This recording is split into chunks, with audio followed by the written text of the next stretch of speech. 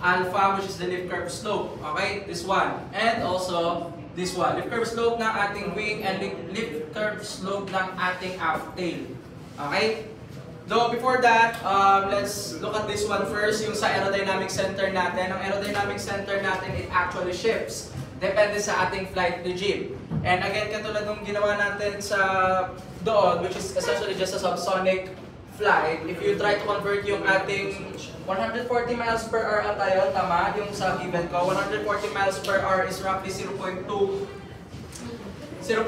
Mach. Okay? And 0.2 Mach is under your low subsonic flight. So it was okay to assume na yung ating mean aerodynamic center location was at the 25% ng ating mean aerodynamic chord.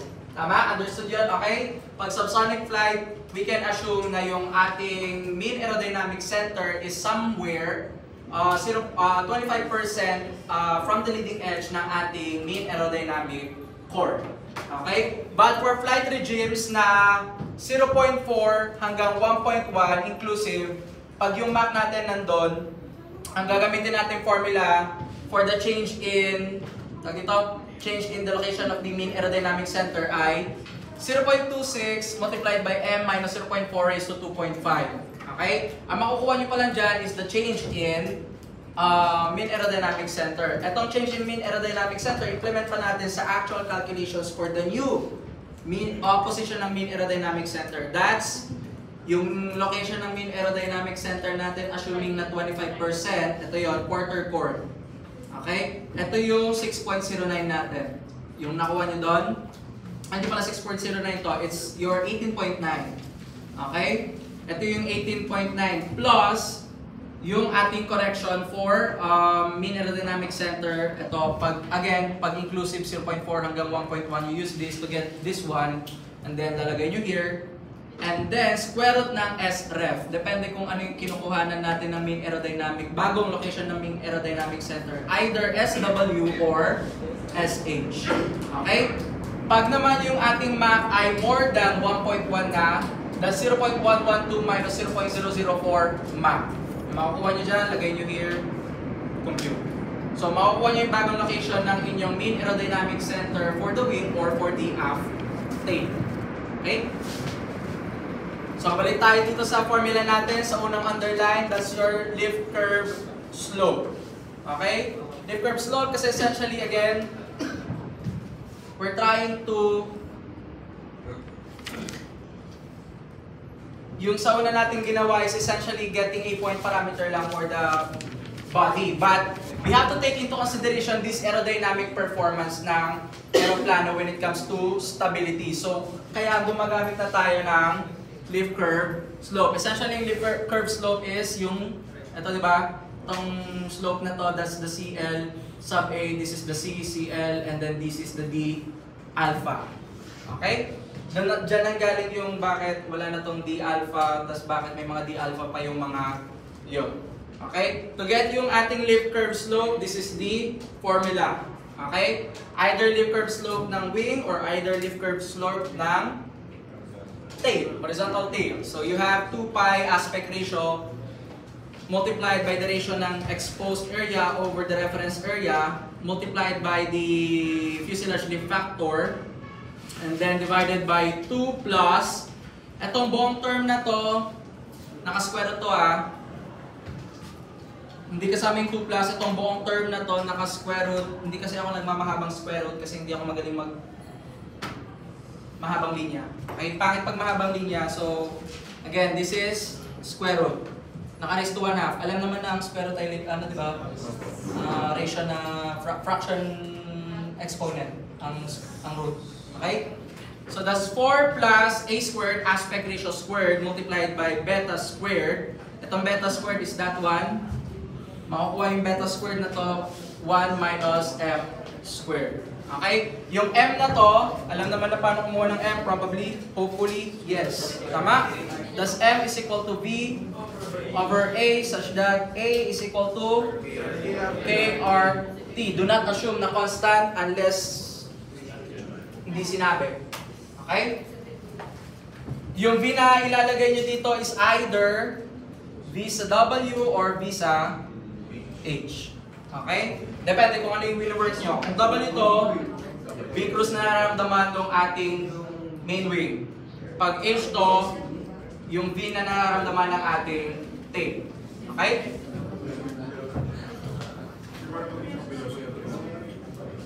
Pag wala kong binigay na difference, edi same. Ibig sabihin, walang downwash yun.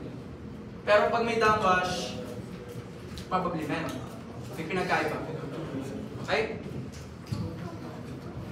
So, what else? Meron din tayong ETA here. This is your airfoil efficiency factor.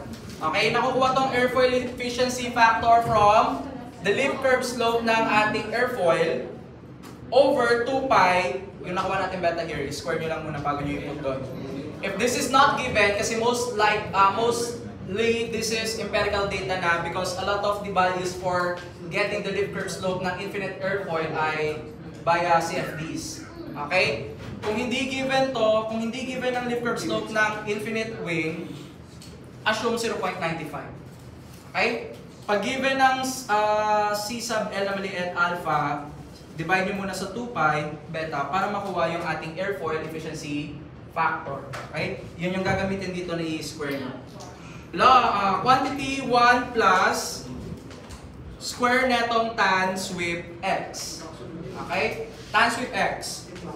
Bakit sweep x? Anong gamit ni Chevy dyan? Sweep lang? Anong sweep? Hindi. We do not use... Hindi leading edge to. Itong tan sweep x na to, hindi yan leading edge. We either use the quarter chord edge or the thickest part ng chord edge, sweep angle. Never the leading edge. Okay?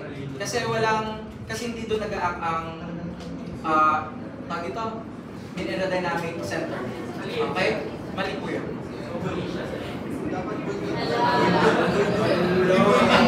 Okay. Okay, again, that's tan squared.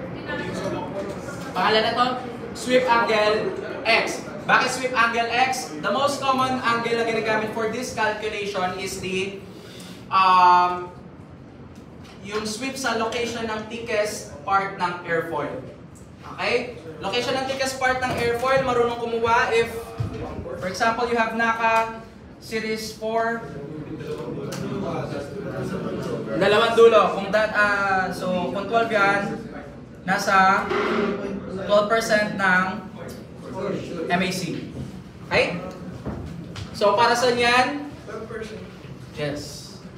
So, para sa yan, let's look at the formula. May gagamitin tayong formula para makuha ito. Oh.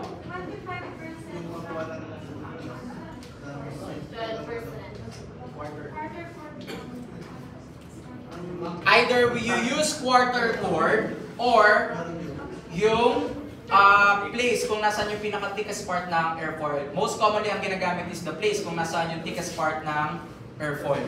Okay? And mahahanap nyo yun sa NACA nomenclature. Okay? NACA designation. Yung last 2 digit is the location of your thickest part with respect to the MAC. Okay? So, for example, nakalagay dyan 12. So, nasa 12% ng MAC yung inyong place. So, paano ginagamit yan? Again, you have here yung ating calculations. If this was stated na yung sweep angle natin na kukunin for the lift curve slope ay nasa quarter chord, you use this formula right here. Okay? Tan sweep angle at the quarter chord, this one. Yung sweep angle na to. Pero you don't have to solve that one kasi makukuha nyo na yun from here. Hindi nyo kailangan mag-geometry. Hindi nyo kailangan mag-geometry, basta alam nyo itong formula na to. Though, ang kailangan yung i-geometry talaga is the leading edge. Pag hindi given yung leading edge. Kaya siguro yun yung pinapasolve sa inyo. Kasi yung pinaka-importanting i-solve is the leading edge. Kasi yun yung i-apply nyo sa formula na to. Okay? So, tan, degree ng ating leading edge, please use radians. Kasi from the start, radians tayo.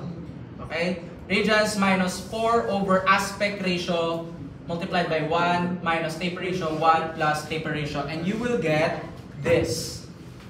Okay? Makukuha nyo si tan sweep angle C4. Ayun yung ilalagay nyo dito bago nyo i-square. Okay? But, pag hindi sinabi sa inyo na ang gagamitin nyo is the sweep at the quarter chord, you will look for the thickest part ng airfoil. So, ang mangyayari dyan is tan sweep x equals tan sweep ng leading edge minus 4x over alpha 1 minus theta ay taper ratio 1 plus taper ratio. Itong x na to is this one. 0.12. So that will be 4 times 0.12. You will not touch this one kasi you're looking for this one. Kung hindi sinabi quarter chord, it would probably say at the thickest part. Tapos magbibigay ng naka-airfoil. Doon yung makukuha yung location ng thickest part. Okay? So makukuha nyo na yung tan sweep angle. I-square nyo here.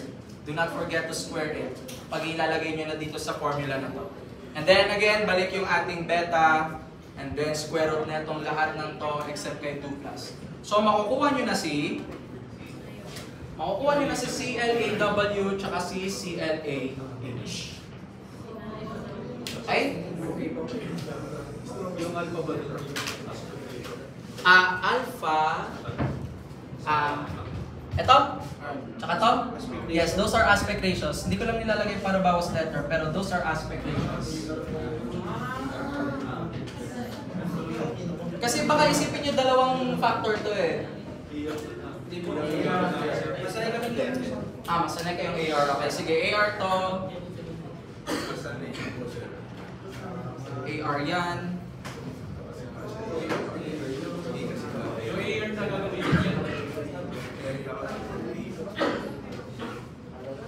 Ang area kasi is S.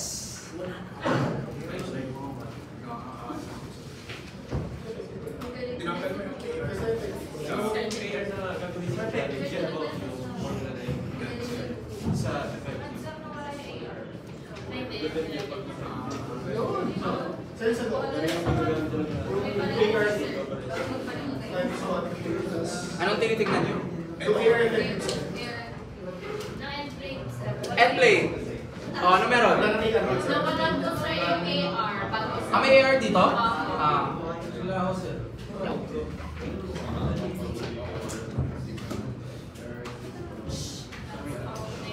So, kumpleto na yung formula natin dito. Makukuha nyo na itong CL alpha. Fuselage lift factor. Yung reference nito, yes. Span ng reference. So, span ng tail or span ng wing. Hindi pa pala. Ito pa pala. Yung F pa pala. Sorry. Meron pa tayong, dami pa pala. F. Next, F natin is the fuselage lift factor. So, we have to take into consideration this F. On some books, they do not include the F. Kasi etong F na to is essentially maliit na factor na na-contribute ng ating fuselage sa lift because of the movement ng airflow papunta sa connection ng wing tsaka ng fuselage. At that connection, the fuselage itself would create a lift or contribute to a lift.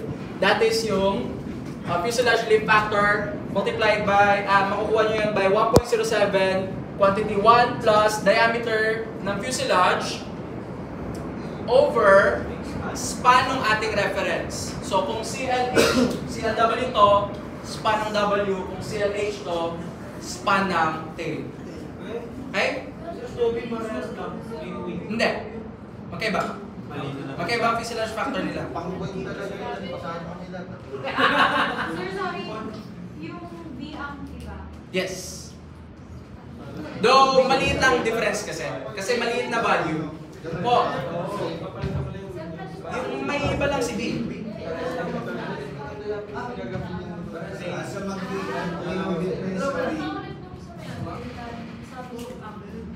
Ito. Okay, kasi kailangan nyo ng value nito eh. Tama? So, makukuha nyo to. Ito yan. So, essentially, huwag nyo muna tignan to. Ito lang yung lalagyan nyo ng values. Okay, tan. Tapos kunin nyo yung leading edge neto. Convert nyo muna to radian. Yun yung lalagay nyo dito, radian. Minus 4. Pag sinabi ano yung thickest angle, ay thickest location, 12% daw, you put 0.12. Okay? Over AR, plus 1 minus taper ratio, 1 plus taper ratio.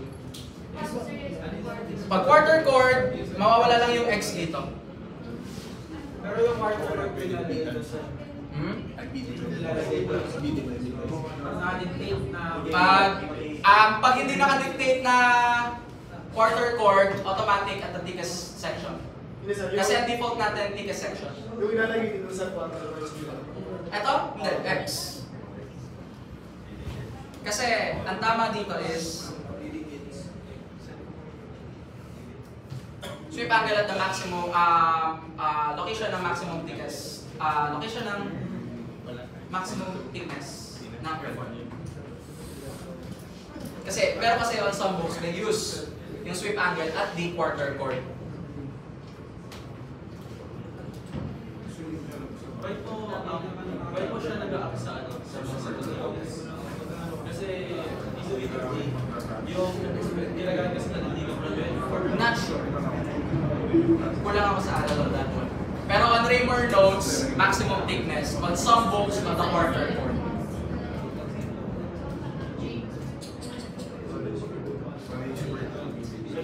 Pag nakuha nyo na to, value makukuha nyo sa calculator nyo dito, baka itan nyo pa yun na nakatan na yun.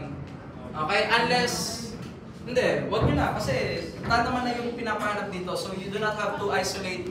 Baka kasi baka yan nyo pa to eh, artan nyo pa to eh. No. Makukuha nyo dito value na. Okay? I-square nyo na lang yun agad. You do not tan plus value. Okay? Kasi ang nakuha nyo na is yung tan sweep. Okay? Hindi yung sweep lang. Ang nakuha nyo is yung tan sweep. Okay? I-square nyo na lang yung value na yun pag nilagay nyo here. Okay, so dan.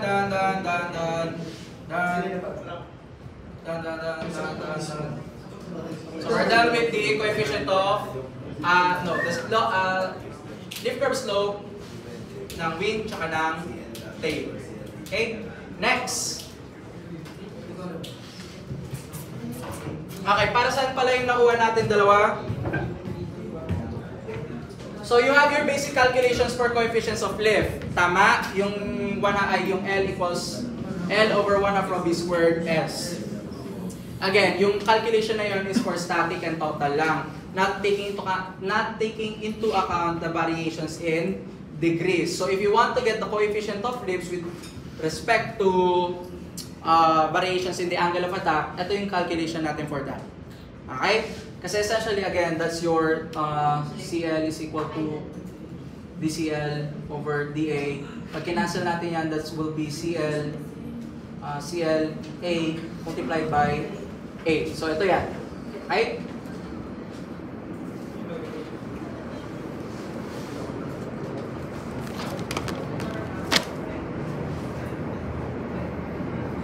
Okay, so to get yung ating coefficient of lift with respect to angle of attack but not differentiating,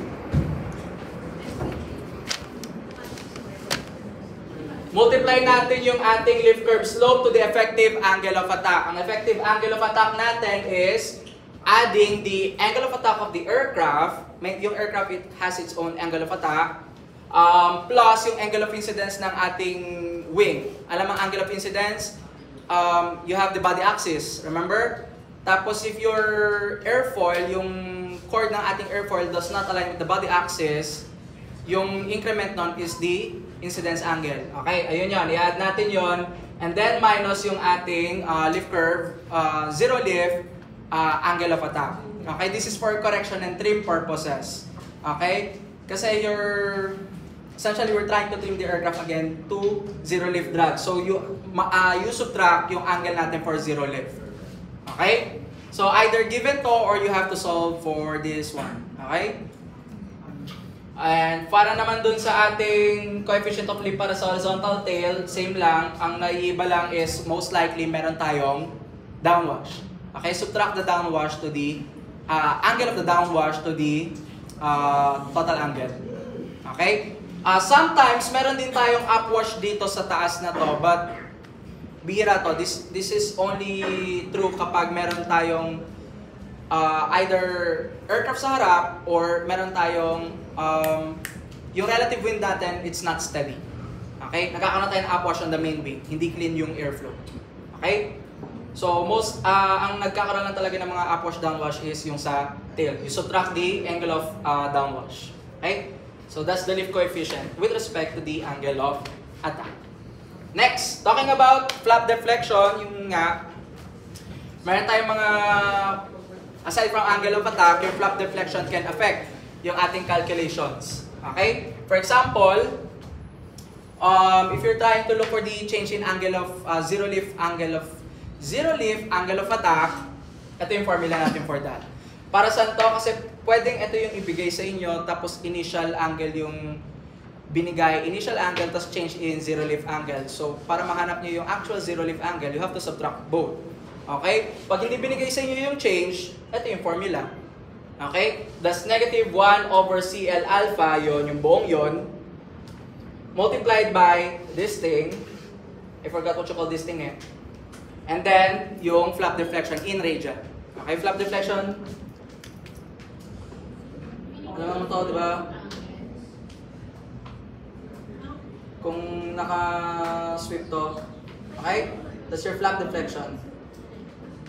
Okay? Pag naka-degree yung given, you convert it to radian. Okay? So, para makuha tong thing na to, CL over, with respect to flap deflection, meron din formula yan. It's 0.9 multiplied by the empirical factor given this one. And this one, theoretical lift increment, sub L to, again, given this one, kasi empirical value rin to, mahahanap to sa graph, hindi naman, maybe sa design one nyo, kayo, merong graph, tas yung maraming dot. Yun, so you would have to calculate pa yun, essentially, so hindi na, given na lang to. And then, multiplied by the S flap, and then the S ref. Okay? S flap ko ay essentially yung area, you have the flaps, di ba? Ito yung vertical hinge line. I-continue nyo lang yung vertical hinge line, and anything inside the flaps, aside from the flap, you do not include the area ng flap, that's the S flap. Okay? Yun yung ilalagay natin dito over the S ref, which is area na itong buong to. Okay? And then cosine, sweep ng hinge line. Okay? Ano yung sweep ng hinge line? Sweep ng hinge line ng flaps. Ito yun. This is your flap. Syempre, it also has its own sweep angle. Ito yung sweep ng hinge line. Okay? Yun yung gagamitin nyo sa cosine, sweep, hinge line. Makukuha nyo si this one, na pwede nyo nang ilagay on this one. Ito, probably given. Ito, sinolve nyo para makuha ito. Okay? Bakit kinukuha to? In case kailangan nyo ng zero lift angle of attack para makuha si coefficient of lift. Okay? Anong na-cancel natin doon? Wala na? Wala pa? Yes, wala pa. Okay. So next, doon naman tayo sa wing pitching moments. Again, yung pitching moment natin sa wing itself is 0. Okay, it is the most stable part of the aircraft. It is designed to have 0 pitching moment. So cancel na natin yon. But if it has a flap deflection, magkakaroon ng sariling moment yung wing na may flap deflection. Okay, ito yung calculation natin for that. That's negative DCL over D with respect to deflection of flaps. Ayun na yun. Ito, yung ilalagay nyo here. Negative, tas yung location ng ating neto. Okay? That's XCP minus XCG bars. Itong XCP natin is the location of the center of pressure ng sariling flap deflection. Okay? Kasi pag meron tayong flap deflection, yung center of pressure ng ating aircraft, ay ng airfoil, mababago. Okay? So magkakaroon siya ng sarili niyang location. Minus XCG. So you will get CMW, coefficient of pitching moment coefficient ng wing with respect to the flap deflection. Ito yung i-input nyo here. Tapos itong flap deflection, again, given. Unless may diagram, tapos check nyo mismo yung deflection. Okay? So, done with this one, done with this one, done with this one. Next, CM fuse. Okay, for CM fuse is, again, yung, meron tayong KF again, pero iba to, ibang factor to, pero given, okay? Multiplied by the maximum width ng ating fuselage square. Multiplied by the length of the fuselage. Divided by main aerodynamic chord, multiplied by area ng ating main wing. Laging area ng ating main wing for this one. Okay? So, makukuha natin si CM alpha fuse. Ang makukuha nyo sagot dito ay naka per degree. Naka per degree ang sagot dito. So, you have to convert it to per run. Okay? So, correct na this one. We're left with FPA and the derivative terms. Let's start with the derivative terms. So, derivative terms natin, ito yan, upwash sa wing, kung meron tayong upwash sa wing, downwash sa ating tail, and then the prop wash para sa ating engine. Okay? So, etong mga to, empirical. Ibig sabihin, given. Okay?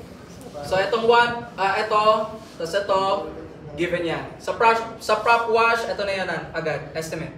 1.2 to 1.5. So, may malalagay na kayong value for those.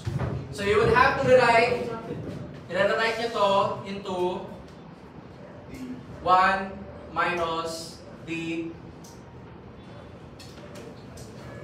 given to. Remember na kailangan nyo pang i-1 minus. Okay?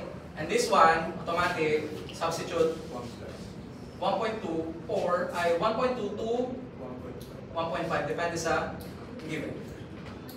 Okay? So, correct na this one. Nakuha na to. Nakuha na to. So, you're left with FPA. And for FPA, simply this one. FPA natin is mass flow rate multiplied by the propeller, yung nararamdaman na velocity ng propeller. Okay? So, ang mass flow rate natin is rho, area ng inlet, kasi nandun yung axis of rotation, and then yung velocity ng propeller multiplied by velocity ng propeller. So, in turn, that would be rho A V squared. Okay? So, essentially, parang momentum to. Okay? Kasi axis of rotation, momentum naman talaga ang contribution nun. Okay? So, makukuha nyo yung FPA by this formula. So, etong VP, possible given na yung VP. A inlet, kung ang A inlet ay bilog, essentially, alam nyo yung pagkuha ng area ng bilog. Okay? Anong pagkuha ng area ng bilog? Fire square. Okay. So, nakuha na natin lahat. So, pwede nyo na kompletuhin yung buong equation at makukuha nyo si pitching moment with respect to angle of attack. Okay? Now, kung kailangan nyo ng X and P with respect to angle of attack, simply, palitan lang ng XCG dito with X and P. Okay? Tapos isolate X and P. Kung X and P ang hanap natin, do the same thing again. Lahat ng XCG dito, palitan ng X and P, isolate X and P. Okay? Para makuha nyo yung X and P with respect to angle of attack. Tapos alam nyo ng formula for static of margin, tama? Is X and P minus XCG. Yes, sir! So, yung kahapon, which is essentially these two, yung kahapon which is essentially this one lang pala, tama? You just have to know how to isolate X and P, tsaka formula for SM. Okay? And yung today, yan, lahat yan. And then also review, syempre, aerodynamic concepts. For example, yung calculation nyo kanina ng, density kanina, density ratio, that's density equals density sub O, quantity, hindi ko naman ang gamit nyo, pero sa akin kasi 1 plus negative lapse rate quantity H over TO raised to, you cannot assume 4.26 ha. Anong formula for 4.26? Yun, di alam ang basic formula. Yun sa Tapos negative G over RT. Negative G over RT. Isa 4.26. Pakasin, di ba? Ha? Pakasin. No. Kasi yung 4.26, assuming na 1.4 yung inyong K, tsaka yung R nyo, yung basic. So kung hindi basic, ay kung hindi standard ang K tsaka R, hindi 4.26 yun. Okay? It has its own formula. Check your... Review your aerodynamics. And also for this side, ay wala tayong ginamitan ng weight dito. Wala. Check niyo yung formula.